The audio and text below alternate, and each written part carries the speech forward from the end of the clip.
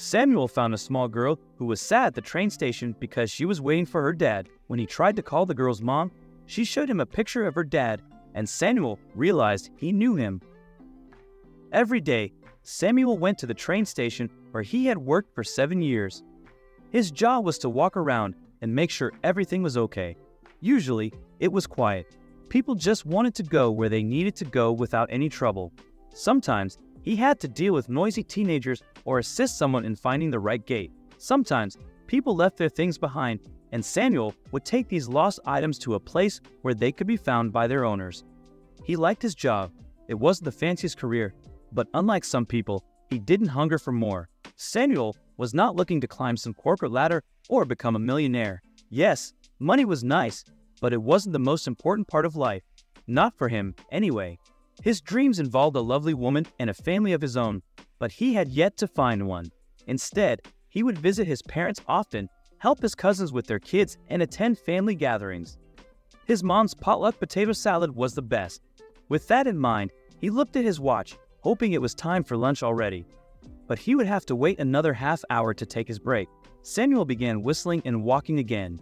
A tap on his shoulder distracted him. "Excuse me, sir," a woman with bright blonde hair said. "There's a little girl crying on the bench. I think she's alone." Samuel frowned. "Where?" The woman pointed. He thanked her for being vigilant and walked briskly toward the bench. He saw the little girl quickly. She was sitting alone on the bench, and her cries could be heard as few people were around. "Hey there," he greeted, leaning a bit. "What's wrong, sweetie?" The little girl looked up and answered through her cries. "Dad promised to return." "Your dad left you here?" Samuel asked, appalled. "No." She shook her head. "I came to wait for him." "Oh well, where's your mommy?" Samuel's eyebrows rose at that answer. He wasn't sure, but this girl could have run from home to the train station while her mother was not paying attention. Walking a few paces away, he spoke into his comm, telling his colleagues about a lost girl. It was protocol. They would contact the authorities and try to get things sorted. His mother may have called the police, and they would come for the girl. Once he was done with the comm, Samuel went back and sat with the girl on the bench. "Everything will be all right, Curly," Samuel comforted the still crying child. "Your mommy will come, and your dad too." "Probably." "Really?" The little girl looked up and stopped crying as hope rose on her face. "Oops, I shouldn't have said that." It may not be true, Samuel thought. Well, possibly. But it's better to wait at home with your mom than here at the station all alone, right? Samuel said, and immediately panicked when the girl's face crumpled. "Wait, don't cry again," he urged. "Tell me about your dad. What did he tell you?" "He left. Like always. We come here when he comes back. But it's too long," the little girl replied, her lips puckering. "He's been gone too long?" Samuel said, deciphering her words, a side of his mouth turning. Her dad was probably traveling for work and would return soon. Children didn't have a correct measure of time. She missed him. "Yes, too long," she continued, nodding thoughtfully. But before Samuel could say more, his comm beeped, and his colleague said the mother had been located and was rushing to the station. She had apparently called the police about an hour earlier after the girl got away from her at the supermarket nearby and disappeared. Samuel thanked his buddy and turned back to the child. "Girlie, your mommy is coming soon. You get to go home," he told her. "Oak," she said, dejected.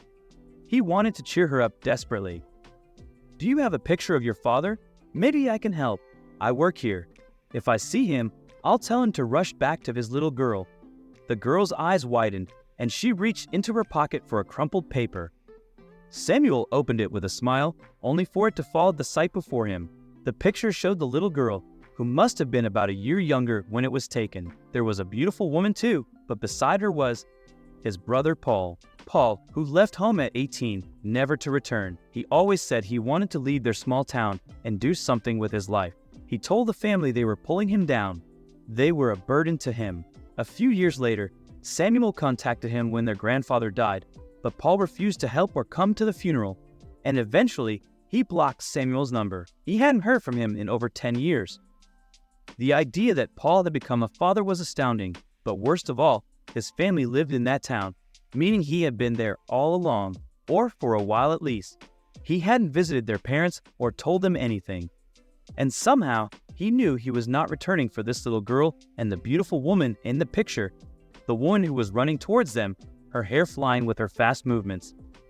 "Christina, oh my God," she said breathlessly, wrapping her arms around the girl as she started to tear up. "How could you do this to me? I was so scared." "Sorry, Mommy," the little girl said, her head bowed down. Samuel looked at them and felt anger. He was furious at his brother for the first time. For years, he had justified Paul's actions, chalking it up to him being ambitious. But this was different. Paul had abandoned his own family. "Hey, sir." "Oh my." The woman finally looked up from her girl and smiled at Samuel. "Thank you so much. I've been dying, thinking she was kidnapped or worse. Just thank you." "Ma'am, this might sound weird, but is your husband's name Paul?" he asked, standing from the bench. "Oh well, we never got married.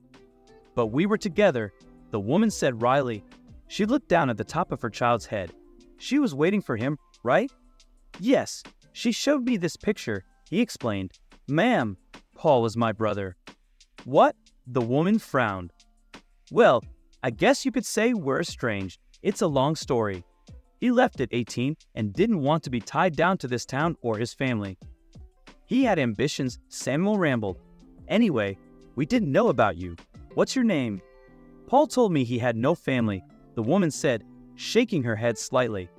"Well, I'm Laura, and this is Christina, but that can't be. It makes no sense." Laura looked at Samuel closely, and he could tell she saw something that reminded her of someone. "Hi, I'm Samuel. Where's Paul?" he asked. Laura felt sad and shook her head, mouthing the words, "He left us." That was typical of his brother, and Samuel decided to distance himself from Paul in a way. Samuel reassured Laura, "You're not alone. We have a big family, and my parents would love to meet both of you." Laura's face lit up because she didn't have any family, and the idea of her daughter having grandparents, cousins, and lots of extended family was exciting. Samuel called his mom and introduced Laura and Christina to the family. They fit in well. Paul never came back, but Samuel made sure Laura and Christina didn't need him. He was there for them.